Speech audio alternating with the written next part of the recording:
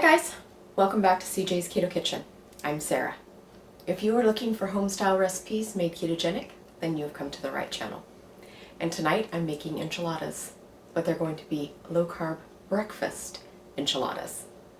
So if you're looking for an easy breakfast, stay tuned. It's coming right up.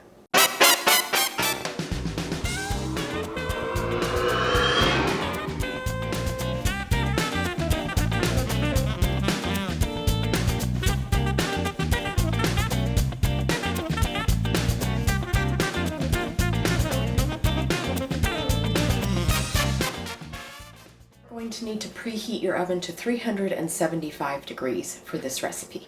So I have already cooked 1 pound of sausage. It's just regular breakfast sausage, but you could use whatever kind of sausage you would like, chicken or turkey or even chorizo. I also have put in there a half of a pepper. So I have a quarter green pepper and a quarter red pepper, and also a quarter of a regular onion. Next step before we assemble our breakfast enchiladas is to cook our eggs. So I'm going to actually whip my eggs for a second in my blender because I like the frothiness. But you could just go ahead and whisk your eggs in a bowl if that is what you preferred. But as I stated, I like a little bit of air in my eggs, so I'm going to do that step in the blender. So I have 8 whole eggs here, and I'm just going to pour them into my blender. I'm going to add just a little bit of heavy cream. I like just a little bit of cream in my eggs before I beat them. I feel like it creates a fluffier egg. Some people use water. You don't have to do either. It's a completely optional step. I also am going to season my eggs while I put them in the blender, and that means that all of my seasonings will get incorporated into my eggs before I start cooking, and that just ensures that all of my seasoning is going to be running throughout my eggs. So the first one that I'm going to be putting in is about 2 teaspoons of ground cumin. The next one that I'm going to be putting in is a Latin seasoning, and this is Badia, and it is green Sazon. I buy this on Amazon. I really enjoy it, and I'm going to be putting in about 2 teaspoons of that as well.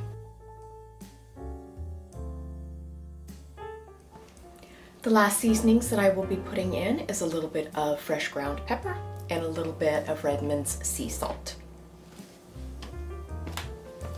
So I'm just going to whirl these up for just a couple of seconds to make sure they're all thoroughly blended and I have created a little bit of air in my beaten eggs.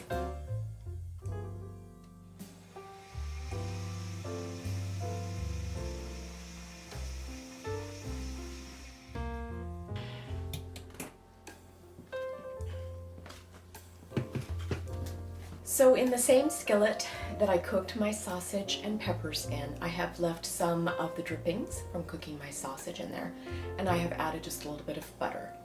And you're going to want to preheat your skillet so that we can scramble our eggs. I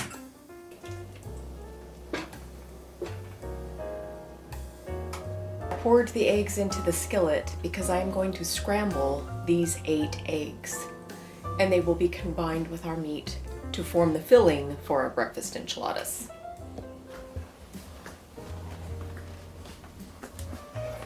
So I'm not making green eggs and ham. Remember that I put the seasonings into my eggs. So that is why mine have a slightly greenish brown tinge, is because of the cumin and also the green Sazon, which is just fine because I'm going to be adding these into my enchiladas. And of course you do whatever you would like, but I wanted mine to be flavored in a Latin way. They're almost done. So I'm going to go ahead and add all of our filling ingredients together so that I can start assembling our enchiladas.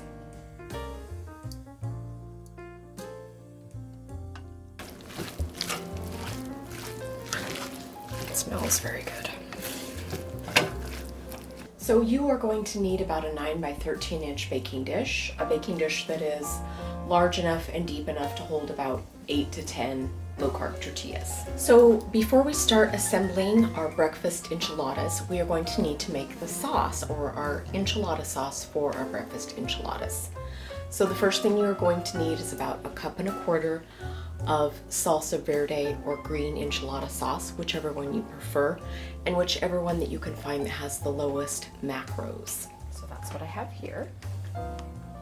And to that, I'm going to add about 1/3 cup of heavy cream. And I'm just going to stir that together. And this is going to make our breakfast enchilada sauce.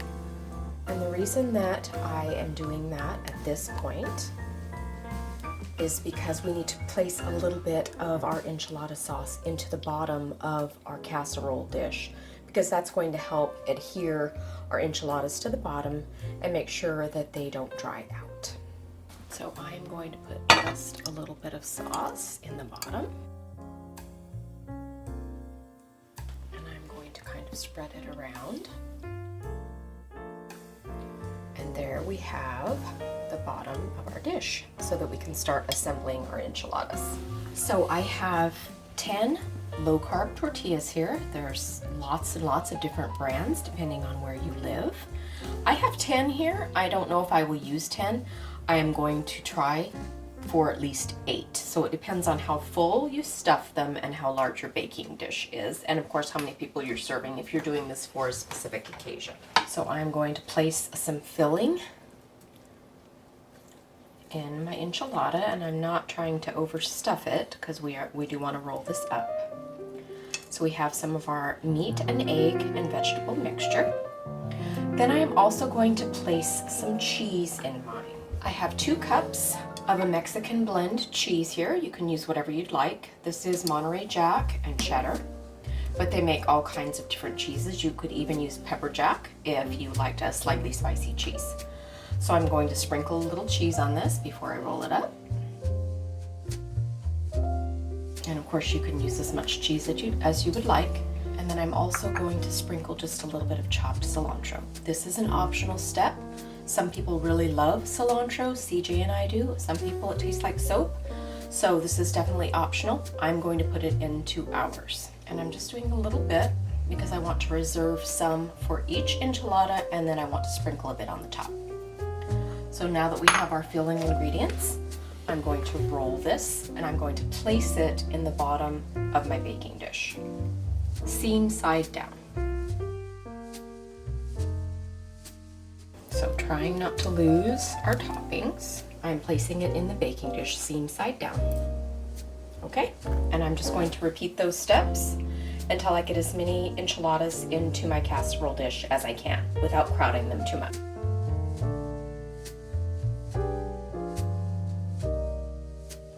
I'm gonna squeeze one more in there for 8.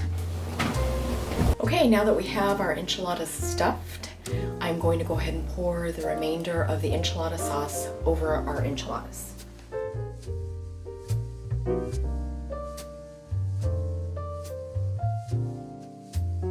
want to get all of those green chilies out.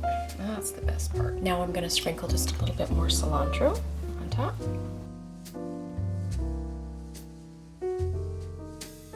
And then the other part of the cheese that we did not put inside the enchiladas. So this is going to go into our 375-degree oven for about 25 to 30 minutes, of course depending on the heat of your oven. Everyone's oven temperatures vary, but we want it to be slightly golden and of course bubbly on the top. And you might want to broil at the end. I usually do, but that is of course personal preference. Okay. Into the oven for about 25 to 30 minutes, 375. I am broiling the top like I suggested for most of my casseroles, especially those topped with cheese. I always broil at the end because I like my cheese crispy, but of course you don't have to do that if you don't want to. Cheese has crisped. Let's get these enchiladas out of the oven.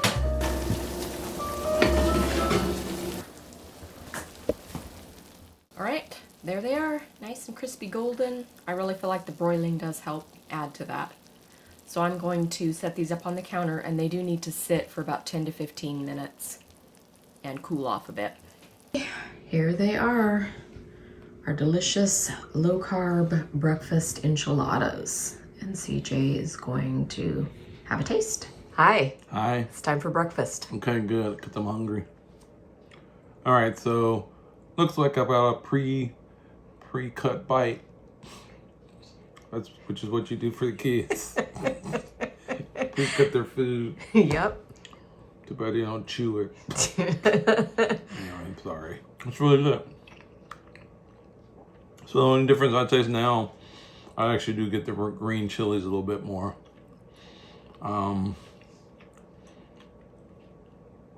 Seems like it's a little spicier. I'm not even sure why it's spicy at all. Maybe the sausage. But no, it's really good. It's flavorful. It actually has gotten milder over time. And it is a different taste than when you first took it out of the oven. But it's not bad. It's actually, I think it's a little bit smoother than it was. So I think people will like it. It was easier. I mean, it seemed like it was easy to make. I think I was telling Sarah when she was making the video, I thought they were a little big. So I think you could actually get more than, how many did we get? 8. I think you could get more if you.